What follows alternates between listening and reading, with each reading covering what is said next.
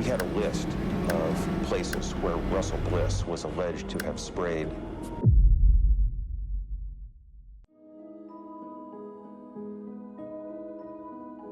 If you drove past Route 66 State Park in eastern Missouri, you'd probably think it's just another peaceful stretch of parkland. 400 acres of walking trails, bike paths, and spots to fish along the Merrimack River. Nothing particularly unusual about it. But if you step inside the visitor center, you'll find something strange. There's a small plaque on the wall that mentions something called one of America's greatest environmental cleanup successes in a place called Times Beach. The thing is, there's no town called Times Beach anywhere in those 400 acres. In fact, there's no Times Beach anywhere at all. That's because Times Beach doesn't exist anymore. An entire American town with over 1,000 residents, schools, businesses, families just vanished. Not from war, not from natural disaster, but from something much more insidious. I started digging into what happened to this town, and what I found is a story of corporate greed, government failures, and a chain of decisions that turned a small community into one of the most toxic places in the United States. This is the story of how an entire town disappeared from the map, and why the only thing left is a tiny plaque that most people walk right past without ever knowing what happened here.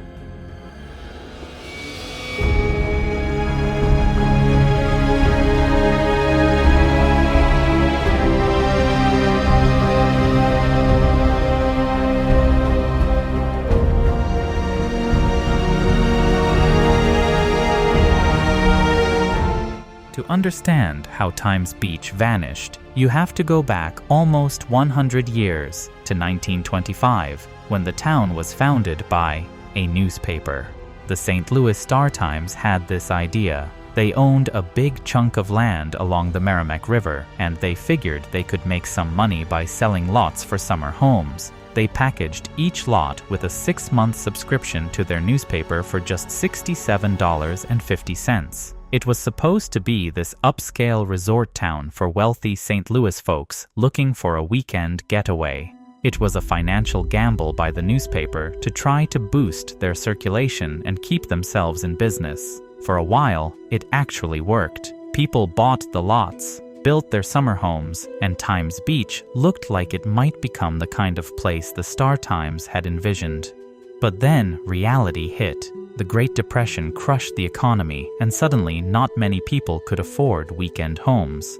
Making things worse, the town was built right on a floodplain, which meant it got swamped regularly. Not exactly what you want in a resort destination.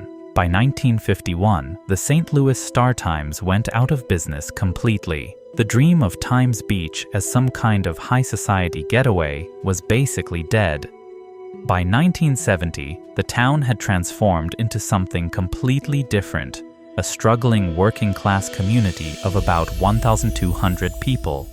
These weren't wealthy weekenders anymore. These were families just trying to get by, living in what had become one of the poorest towns in Missouri. And that poverty would set the stage for the disaster that was coming. The town was so poor, they couldn't afford to pave their 23 miles of roads. During the summer months, the dust was absolutely unbearable. Every time a car drove by, clouds of dirt would kick up and coat everything. Houses, cars, people walking down the street. So various neighborhoods started hiring this guy named Russell Bliss to spray oil on the dirt roads to keep the dust down. It was a pretty common practice back then. You'd spray waste oil on unpaved roads, and it would keep the dust from flying around.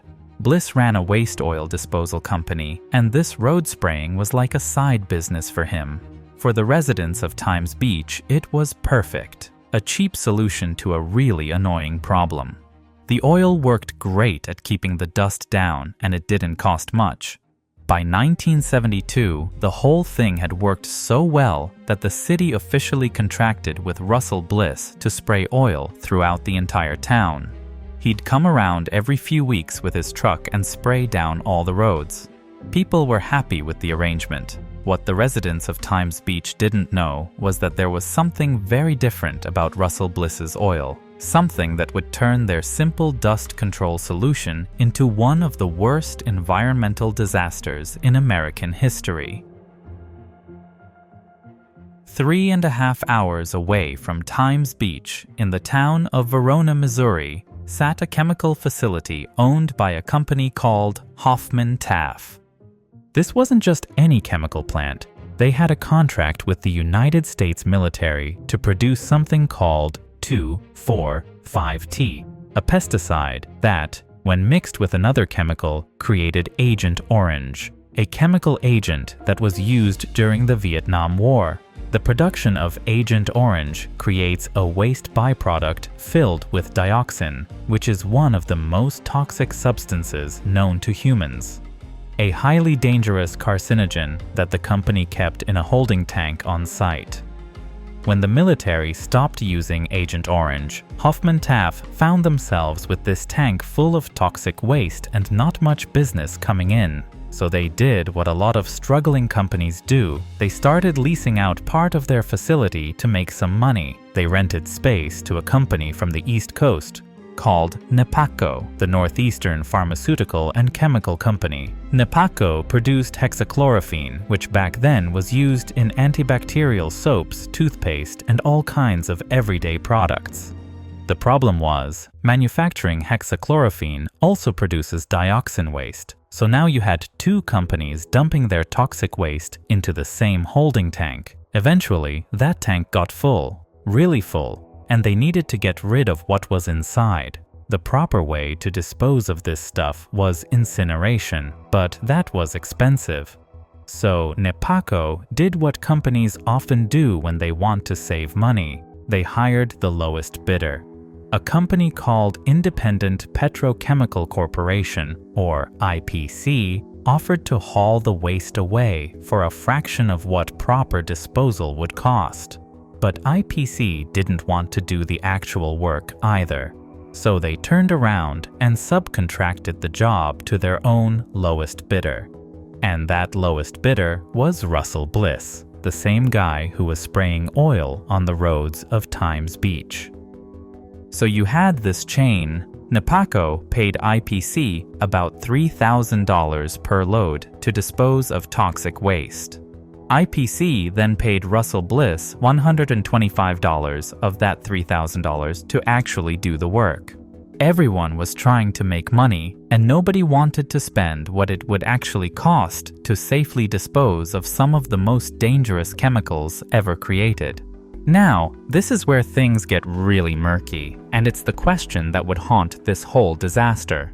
Did IPC tell Russell Bliss what he was actually hauling? Russell Bliss maintained until the day he died that IPC simply told him the barrels contained waste oil, which, made sense. That's what his company did. He disposed of waste oil. It entered my mind what they were doing or what they were making. I was told at one time they were making ladies' face cleanser. Whether that's true or not, I don't know. I know one time some of the workers down there said, "What do you do with this old oil?" And I said, "Well, I spray it in horse arenas and sell it for re-refined oil, and they make heavy industrial fuel out of it and spray it on country roads." Nobody said nothing. IPC, on the other hand, claimed they told Russell Bliss to take the barrels to something called an atomic waste site in Rolla, Missouri for proper disposal. The problem with that story? No such atomic waste site existed in Rolla. Never had. So somebody was lying. Either Russell Bliss knew he was hauling toxic waste and decided to spray it on roads anyway, or IPC told him it was just regular waste oil and sent him on his way. Regardless of who knew what and when, Russell Bliss ended up with barrels full of dioxin-contaminated waste. And when he opened them up and saw what looked like oil, he made a decision that would destroy an entire town. He mixed the toxic waste in with his regular oil supply. Bliss owned a farm and horse arena that had its own dust problems, so he decided to test out some of his oil mixture on his own property first. It worked great, kept the dust down perfectly. Visitors to his farm were impressed with how well the technique worked. Soon, other people started asking Russell Bliss to spray their properties too. Horse arenas, farms, and, eventually, the dirt roads of a struggling town called Times Beach. It didn't take long for signs that something was terribly wrong to start appearing. Within just a few days of Russell Bliss spraying his oil at a horse arena in Moscow Mills, birds started dropping dead from the rafters. The horses that had been perfectly healthy began developing open sores and losing patches of their hair. The people who owned the arena started getting sick too.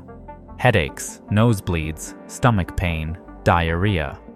At another stable that Bliss treated near Jefferson City, 12 horses just dropped dead. Children who had been playing around the area developed something called chlorachin, a nasty skin condition that's specifically associated with dioxin poisoning. Meanwhile, back in Times Beach, residents were starting to notice things too. People were getting unexplained cases of hives. Their lips and faces would swell up for no reason. There was just this general sense of sickness that seemed to be spreading through the town, but nobody could figure out what was causing it. The Centers for Disease Control caught wind of what was happening at these horse arenas and launched an investigation. But this was the 1970s, and not much was known about the effects of many of these chemicals. It took the CDC almost 4 years of testing soil samples and running investigations to finally confirm that there was dioxin contamination. And during those 4 years, Russell Bliss kept right on spraying the streets of Times Beach every few weeks, just like he always had. The residents had no idea that the solution to their dust problem was slowly poisoning their entire community. In 1972, the FDA banned the manufacturing of hexachlorophene after 32 babies in France died from exposure to high levels of the chemical in baby powder. Nepaco went out of business that same year, but the damage was already done.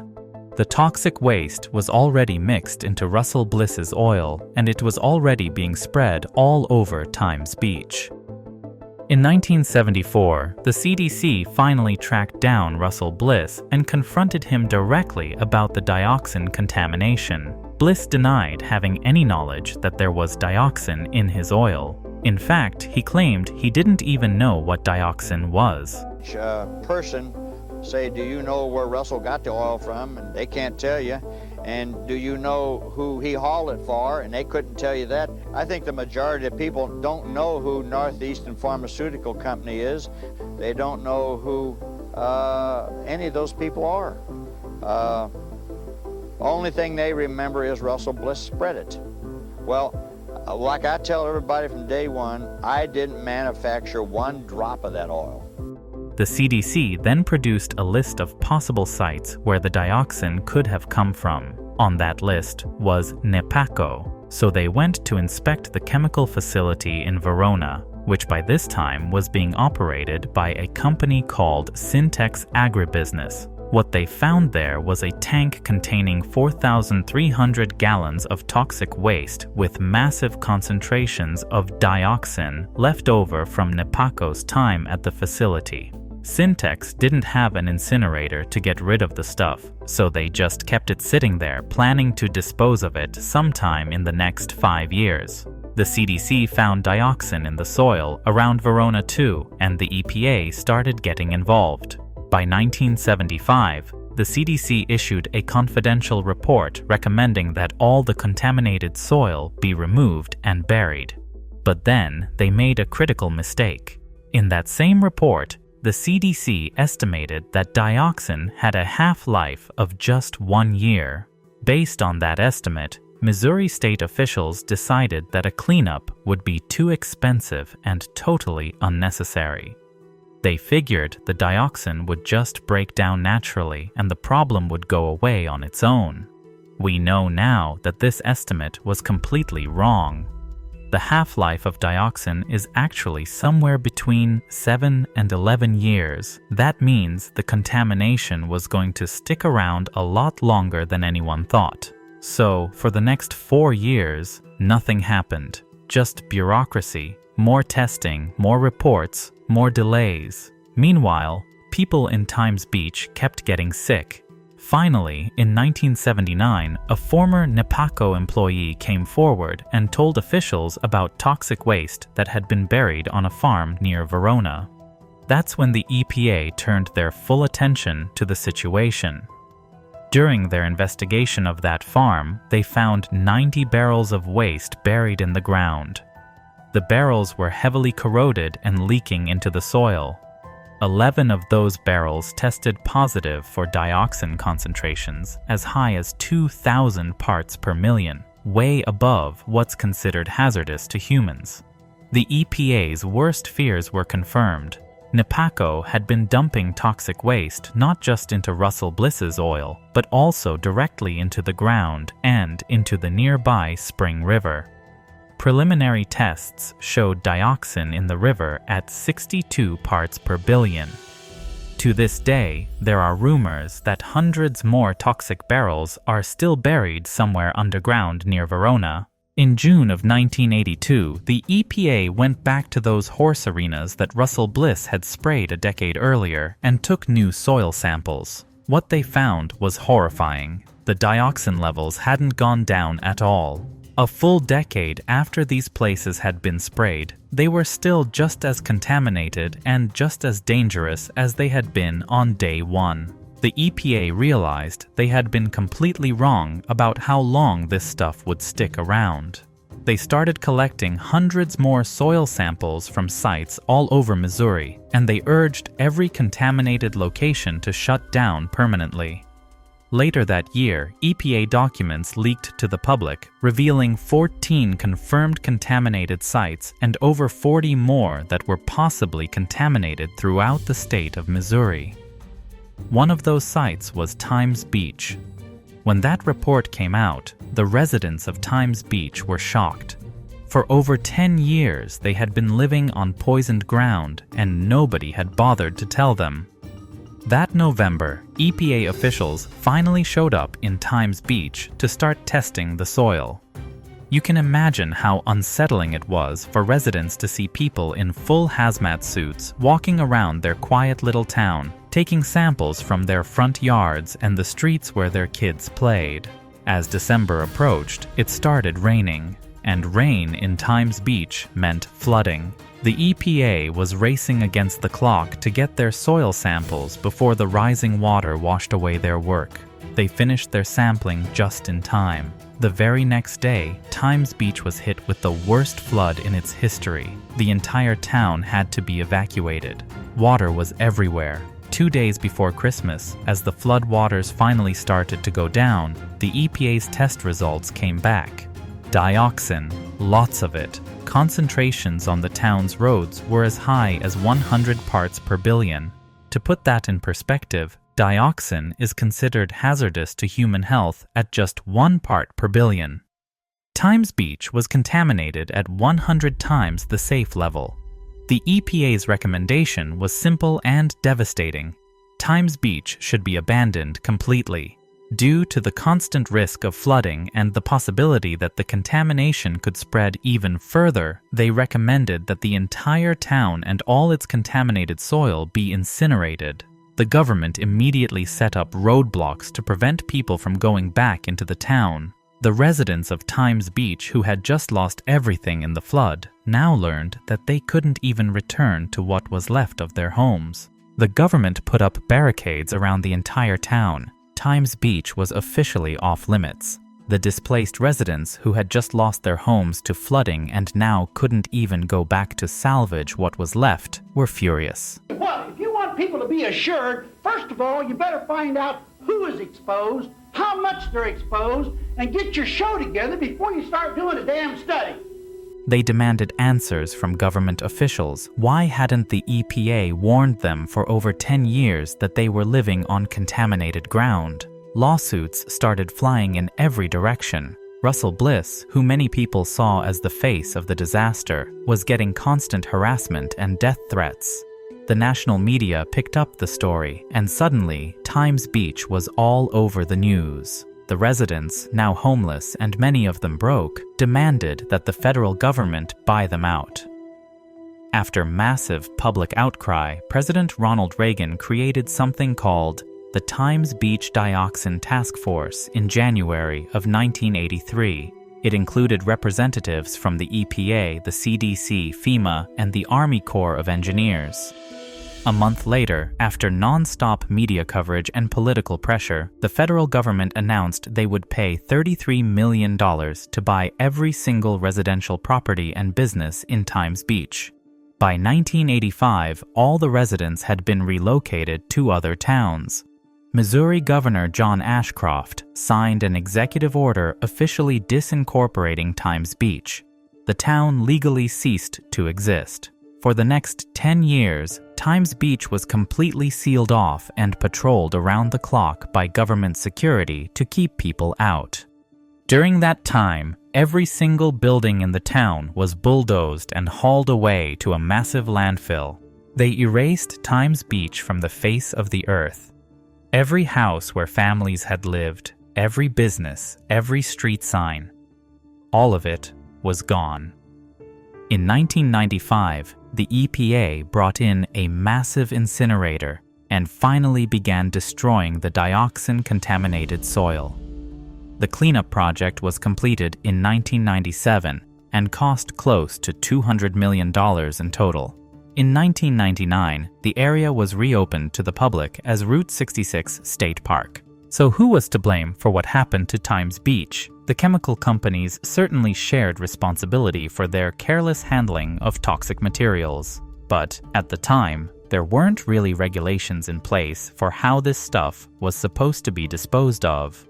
The government could have put safeguards in place, but research on the harmful effects of dioxin was limited back then. You don't usually regulate things that you don't know will kill people. Then there's IPC and their questionable subcontracting practices, which were negligent at best and criminal at worst. And Russell Bliss, whose decision to mix toxic waste into his oil led to the destruction of an entire town and poisoned both humans and animals. Whether he did it intentionally or not, many people still blame him for the whole disaster. Others are more sympathetic to Bliss, feeling that he was used as a scapegoat by the chemical companies who didn't want to pay for proper disposal of their toxic waste. Today, Route 66 State Park sits where Thames Beach once stood.